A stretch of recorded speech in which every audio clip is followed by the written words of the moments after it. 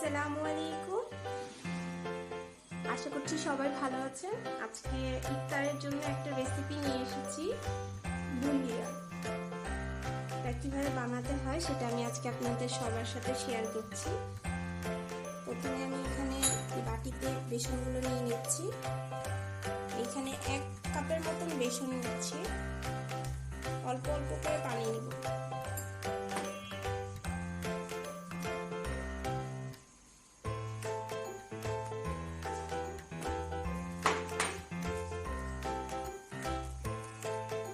একটু লবণ অ্যাড করছি।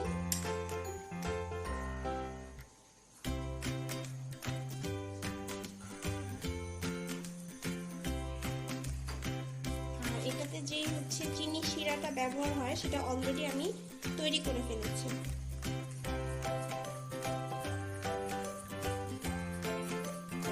বেশি ভারী হয়ে যাচ্ছে, আমি এটাকে আরেকটু পাতলা করব।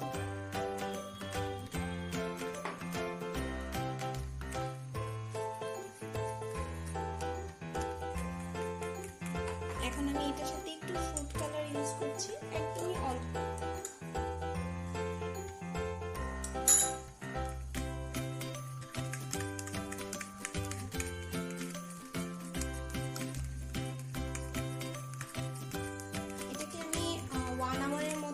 ফ্রিজে রেখে দিব, ব্যাটারটা যেন খুব ভালোভাবে মিক্স হয়।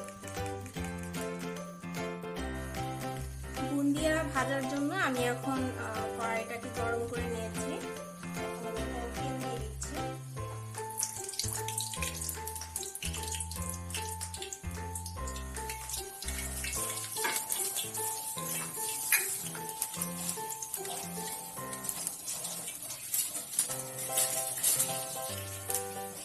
এরকম একটা চামচ লাগবে। আমি ব্যাটারটা এটার উপর দিয়ে এইভাবে করে দিলে তারপর গিয়ে বুন্দিয়াটা এখানে হয়ে যাবে। তেলটা কিন্তু বেশি গরম হওয়া যাবে না, যেহেতু গিয়ে গরম হলে জিনিসটা তাড়াতাড়ি পুড়ে যাওয়ার সম্ভাবনা থাকে।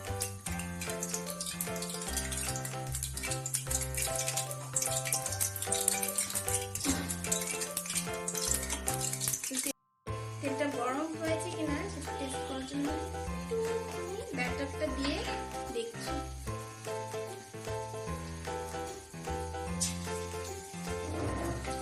গরম হয়ে গিয়েছে।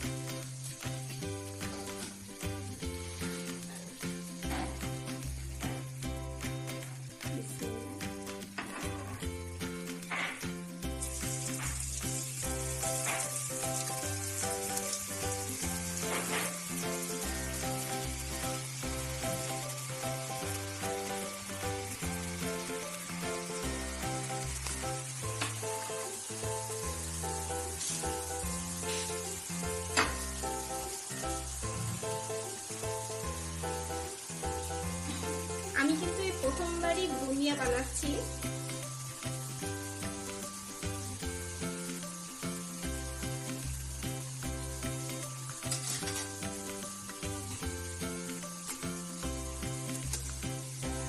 মাশাআল্লাহ, আমার থেকে কিন্তু ভালোই লাগছে।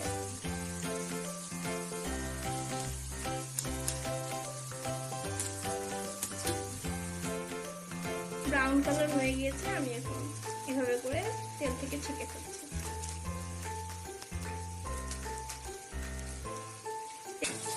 তেলটা সোক করার জন্য আমি এখানে এই যে প্লেটের মধ্যে আগে থেকে টিস্যু দিয়ে রেখেছিলাম।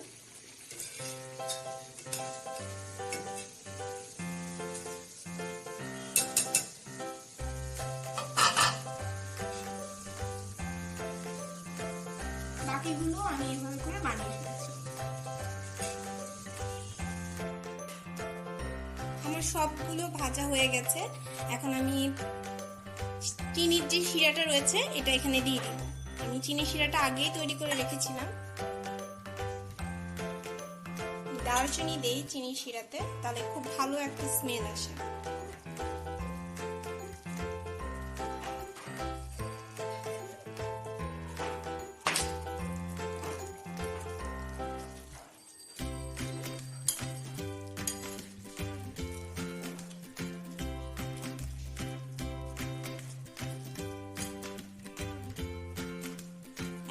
খুব গরম রয়েছে। হয়েছে।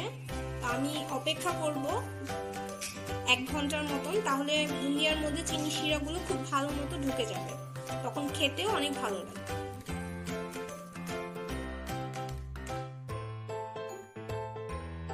আমার বুন্দিয়াগুলো একদম তৈরি হয়ে গেছে, আমার তো দেখে খুবই ভালো লাগছে।